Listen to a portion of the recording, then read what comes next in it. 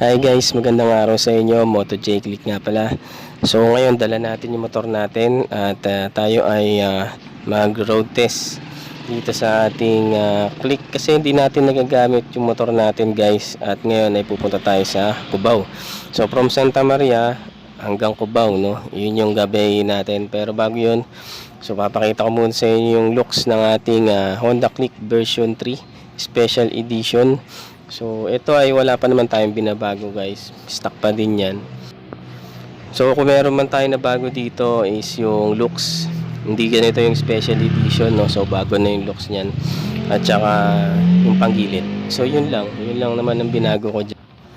Tapos tinanggal ko yung decals nya sa gilid tsaka sa harap. So yun, pero after yun lang, wala na akong binago. So bakit Honda Click pa din ngayon 2026? Kung baguhan ka pa lang sa pagmumotor at hindi ka pa nakakapili, baka makatulong sa itong video ko kung medyo naguguluhan ka sa pagpili ng motor. So kung budget lang naman yung pag-uusapan, masasabi ko na ito yung magandang motor na babagay sa'yo, na mura lang, yung pasok sa bulsa. From 83,000 pesos ay magkakaroon ka na ng ganito kagandang motor. Hindi ko naman sinasabi na sobrang ganda, no? Tama lang, para sa ating ganitong level na sinampal ng kahirapan, maganda na sa akin yan, no? Hindi ko mapagkakailang, gusto ko talaga tong motor na to at pangarap ko talaga tong motor na to. Kahit may mga magagandang motor na mas maganda pa sa kanya, mas maganda pa rin sa paningin ko to. Siyempre, akin to motor ko to, di ba? So, ganun tayo guys. Kung ano yung pangarap natin, siyempre, pag natupad yan, maganda sa atin yan. Huwag natin ikumpara yung motor natin sa iba, no? So, kung yun ang pangarap nila, di, siyempre, maging masaya tayo sa pangarap nilang motor. So, bakit Honda Click? Para sa mga kagaya ko, bakit Honda Click yung aking pinili? No? Siyempre, yun nga, yung looks. Di ba? Kahit hindi mo na pormahan yan, kahit hindi mo na baguhin yan, maganda na yan itsura niyan.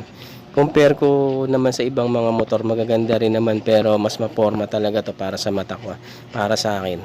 Kahit na hindi ko siya bihisan.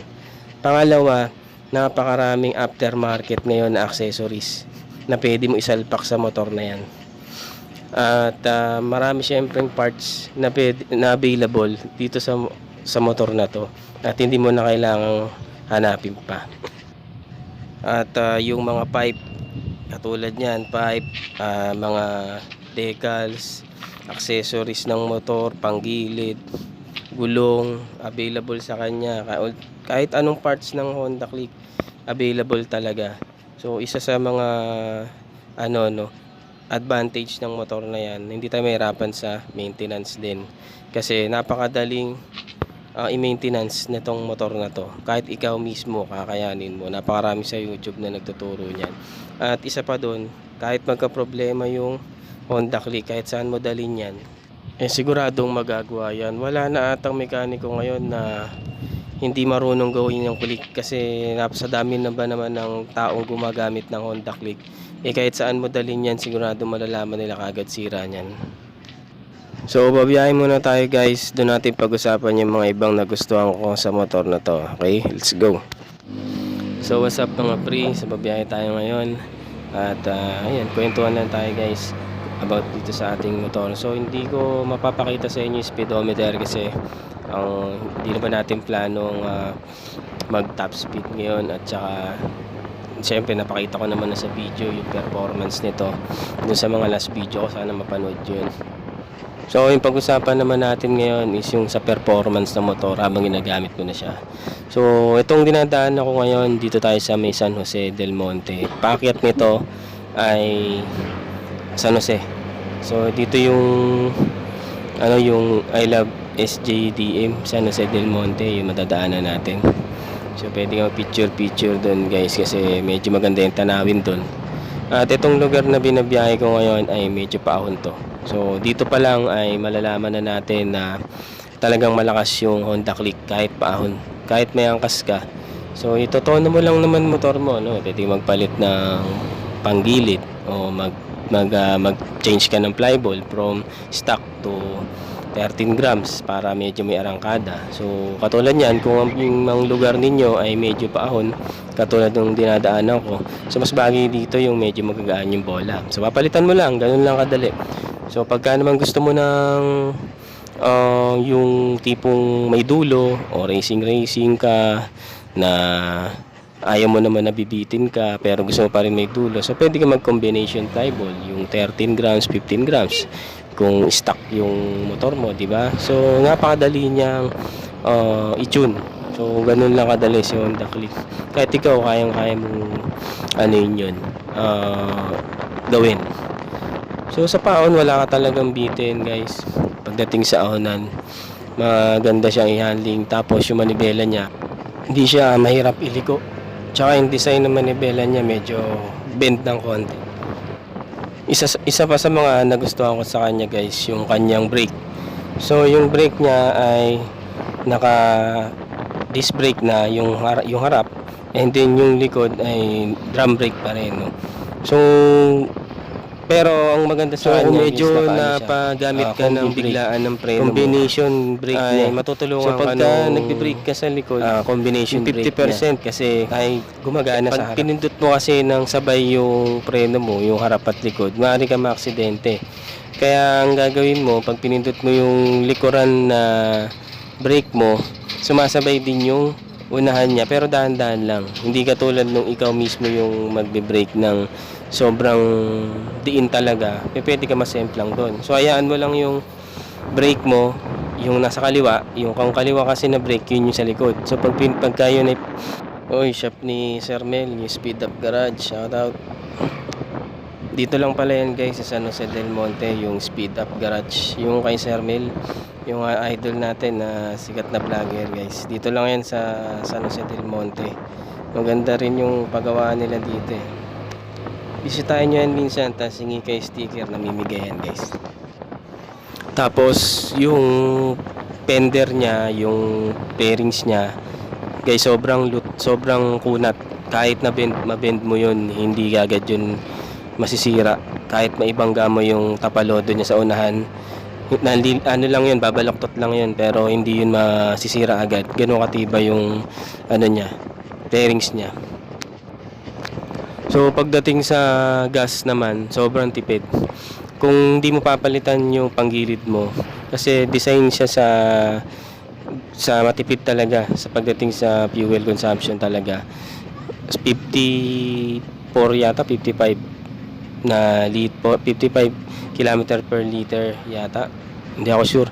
Pero nasa ganun yung kanyang tipid sa gasolina. So pero kung halimbawa magpapalit ka ng ng CVT, mag-upgrade ka, pulley set, bola, spring, syempre unti-unti mababawasan yung yung kanyang tipid sa gasolina. Katulad nitong motor kung nasa 42 km per liter na lang to, kasi nga gawa nga nung nag-upgrade tayo ng panggilid natin at yung tono natin ay arangkada, yung bilis ng take off. So yung power niya kailangan mataas yung RPM sa unang arangkada, yung 0 to 60. Kailangan mabilis talaga yung arangkada, lalo na pag mag-overtake tayo. Ayaw natin ng nabibitin, kaya medyo malakas sa gas talaga.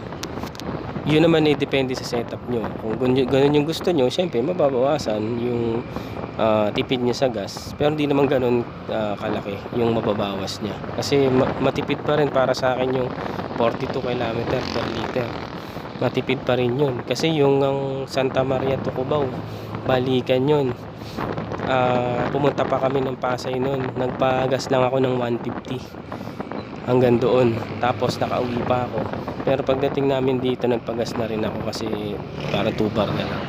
So ganun pa rin katipid. Isipin mo, 150, dalawa kami balikan, di ba? Nagpagas pa lang ako pag uwi ko. Ganun pa lang, kasi para hindi siya ubos, may backup siya. Bawal kasi din na side syempre yung tangke natin. Yung looks niya maporma, di ba? Yung headlight niya LED na, so saan ka pa, di ba? Wala ka nang papalitan. So yung LED niya dalawa, high beam tsaka low beam. Apat bali yung ilaw mo. Kasi ano siya, dalawa sa kanan, dalawa sa kaliwa. Sa ibang motor, isa lang, di ba? Isang bumbilya lang, tas high and low. High and low pa yon, hati pa kayo doon. Tapos ang maganda sa design niya, yung pinakaulo niya para siya may kilay, diba? Tas ilaw pa din yun na white. So yun sana nagustuhan ko sa forma niya, lalo na sa gabi, visible na visible, kitang kita na may motor na parating. Tsaka maganda yung ganung design, parang mata. Tapos ang maganda sa kanya, medyo malaki na yung gulong. Yung unahan niya ay 90/80. At tapos yung sa likod, sa rear niya ay 100/80. So bala ko nga palitan siya ng 110/70. 110/70. Kasya naman sa kanya, nakakita ako sa online. Pero kasi masyado nang malaki pag yung 120, pero sabi nila kasya pa din. Pero siguro okay na yung 110. Para medyo maganda yung ano niya, lapat niya sa sahig na pag lumiliko ka. Maganda. Pagdating sa mga ganitong medyo malubak yung daan, okay naman yung suspension niya. Isa lang yung shock niya pero sakto lang, tama lang. Hindi siya matigas, hindi rin siya sobrang lambot. Kaya tama lang. Ito yung mga iniiwasan ko talaga na senaryo. Yung dadaan ako sa ganito kasikip na lugar, tas traffic. Kaya yung motor natin talaga dinisenyo natin sa pang mga overtaken. Kailangan mabilis yung mga singit natin kasi syempre sobrang init, tapos papawisan ka, tapos ang bagal pa ng motor mo, di ba? Yung take off mo ang bagal pa kasi naka-stack ka pa rin. So yun ang maganda sa kanya, pwede kang galawin yung panggilid mo kung marunong ka. Palit ka na ng mag-upgrade ka lang ng panggilid mo setup, ikaw bahala. Ito na talaga yung talagang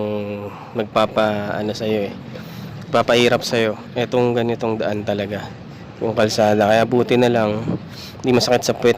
Kasi yung upuan nito guys, medyo malapad na. Kasi syempre, pagka manipis yung upuan mo, hindi ka masyadong komportable. Ang sakit sa puwet nun pagka bumabiyahe ka. Pero yung upuan mo malambot. Malambot to guys, yung Honda Click. Malambot yung upuan nito. Yung sa unahan, sa driver seat makapal siya. Kaya hindi siya masakit sa puwet. Lalo pagdadaan ka sa ganito kalubak na daan, grabe. So nakalabas din tayo sa wakas. Ito ay palabas na to ng Fairview. So hindi tayo sa SM Fairview guys. So medyo masarap na yung biyahe natin ito, mabilis-bilis na kasi maluwag na yung kalsada dito. Sobrang init ng lakad natin ngayon. Gutom na ako.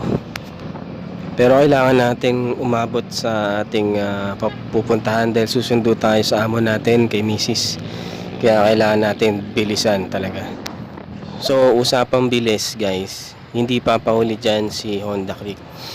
Dahil subukan na din to, dahil magto 2 years na sa akin tong Honda Click na to. Sa ginamit ko to, talagang panalo siya sa mga city driving. Hindi ka iiwan nito. Kung magkakarera ka, hindi ka mananalo sa mga 150cc. Hindi tayo mananalo dyan. Pero kung pag-uusapan lang yung arangkada at singitan sa biyahe, sigurado kung hindi ka maiiwan. Dahil syempre hindi naman kayo tatakbo ng 150 o 120 sa kalsada, di ba? Lagi lang naman ang takbo nyo dyan siguro 100 kung may stretch. Pero after nun, hindi na kayo makaka 150 dito sa lugar na to. So 1 to 60 hanggang 70. Yan, yung importante dyan makuha mo yung 70 hanggang 80 ng mabilis. Yun, siguradong panalo ka doon kasi may mga motor na mabibigat, di ba? Kaya pagdating sa traffic, talagang hirap yung makina nilang overtake kasi bigat yung dalawa, tapos yung overtake ka, mahirapan yung makina. So yung mga ibang Honda Click user natin dyan, pagka ganitong nakakita ng stoplight talaga, iba marami tayo napapanood sa Facebook na talagang barurot pagka stoplight, no guys. So malakas naman talaga yung Honda Click, kaya nga sinasabi nila bakit daw laging para nakikipagkarera yung mga naka Honda Click, no? Kaya siguro yung iba assuming lang talaga o kaya naman kargado talaga yung motor, kaya talagang malakas ang loob nila na sibakin yung mga nakikita nilang motor. Baka naman kasi kargado nga. Pero tayo mga naka-stock, siyempre safety first lang tayo, no? Kung medyo makasabay tayo sa kanila sa mga matataas sa CC, baka hanggang 100 lang siguro. Pero wag na tayong umasa na lalamangan natin yung 150cc. Guys, tamang chill lang, ganito lang, drive ka lang. Kung makabuntot ka man sa mga matataas sa CC, gusto mo yon na ganun yung gawin mo, di ba? Pero syempre tayo, tamang ano lang tayo, tamang maneho lang. Makarating lang tayo sa pupuntahan natin ng mabilis, na walang aberya, mas okay yun. Minsan nahihiya na nga din ako minsan lumabas pagka may stoplight kasi ako nadadaanan. Mga nakatingin sa akin yung mga ibang nagmomotor. Siguro akala nila kakarerahin natin sila kasi paano sa Facebook kalat na kalat yung mga Honda Click na naninibak Para tuloy Raider tuloy yung ang sistema yung Raider gusto sibakin yung mga big bike, di ba? Parang ganun lang din yung ibang lumalabas na Honda Click user Siguro mabilis yung sapak nyo sa ulo. Hindi yung motor. So nandito na tayo sa may Commonwealth, guys, at medyo traffic na.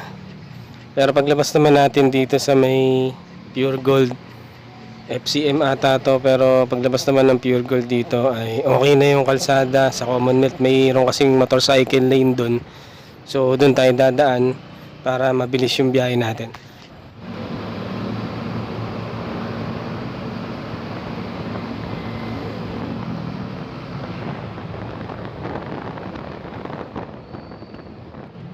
So stoplight again. So tingnan, nakita niyo ba guys, maraming motor sa likod natin. So try natin na maging ano muna ngayon, aggressive muna tayo. So check natin kung may mag-overtake sa atin kasi alam mo naman sa mga stoplight, di ba?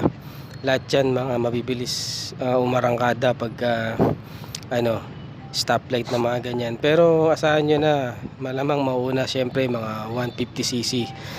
Kahit kailan di naman natin yun mauunahan, dahil mataas ang cc ng mga yan. 125 lang tayo. So check natin kung meron tayong makakasabay na 125 din. So pagkumparahin natin kung gaano ba kalakas yung ating Honda Click pagdating sa arangkada. So check natin guys. So ayan na, malapit na mag green light. So yun si kuya, umarangkada kaagad. Ayan yung naka Winner X bilis yan.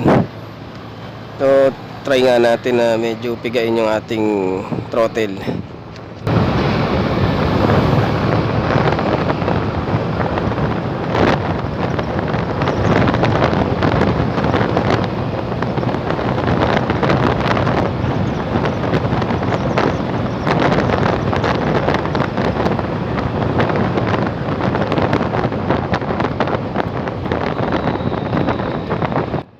Alam ko maraming nasa likod natin pero walang umovertake So siguro nga gawa nga nung mainit din talaga ang panahon kaya mabagal sila magpatakbo ngayon.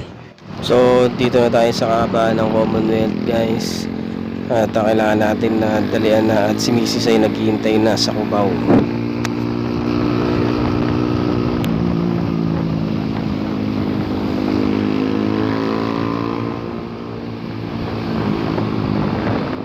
So dito lang tayo sa motorcycle lane guys para iwas huli. Kasi may end cap dito delikado. So ano guys, napapaisip na ba kayo kung Honda Click ang bibili nyo?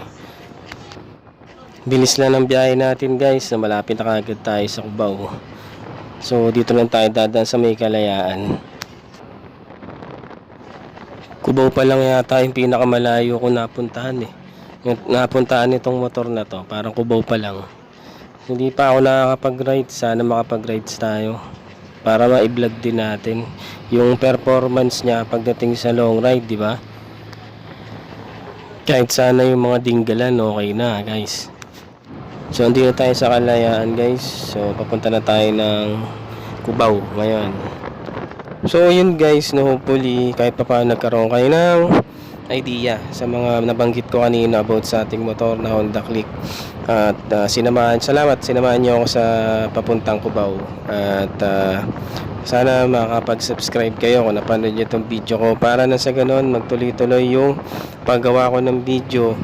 At hindi lang sa Honda Click, syempre pati sa ibang mga pwede nating gawin na content, no, sa motor natin, mga idea, sa mga DIY, tutorial, ganyan. So marami tayong gagawing video para mapanood nyo at may matutunan din tayo pare-pareho sa mga video na nilalabas ko. So huwag nyo kalimutan guys mag-subscribe, at sana ay patuloy kayo suporta sa mga video ko. So malapit na rin tayo guys, konting birit na lang. So dito ko natatapusin yung video ko guys. Maraming salamat sa panonood ninyo at sinamahan nyo ako. At huwag nyo kalimutan mag-subscribe. At kung gusto nyo, panoorin nyo yung mga ibang video na ginawa ko. Kahit pa paano, matututunan din tayo bilang suporta na rin sa akin guys. So maraming salamat, ride safe. At huwag nyo kalimutan, Moto J Click guys. Thank you.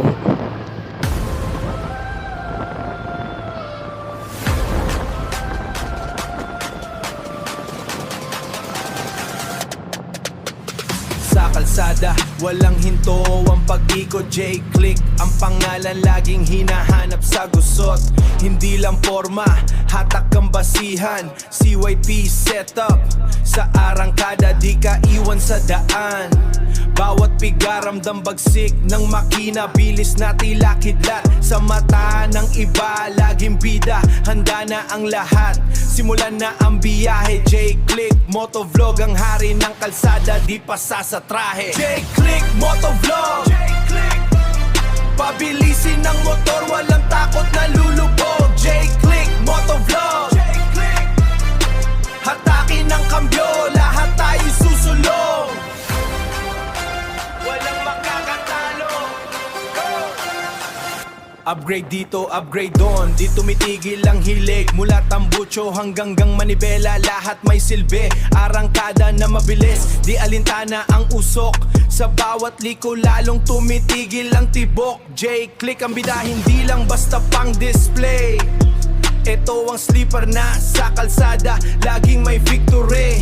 Mula umaga hanggang gabi, tuloy ang vlog. Hatid ay saya at bilis, sa bawat kilometro walang lulubog. J-Click, motovlog, J-Click, pabilisin ng motor, walang takot na lulubog. J-Click, motovlog, J-Click, hatakin ng kambyo, lahat tayo susulong. J-Click, the king of the road. J-Click, click, laging mabilis. Sa likod ng kamera, kami ang nagniningning. Handa na ba? Tayo na. J-Click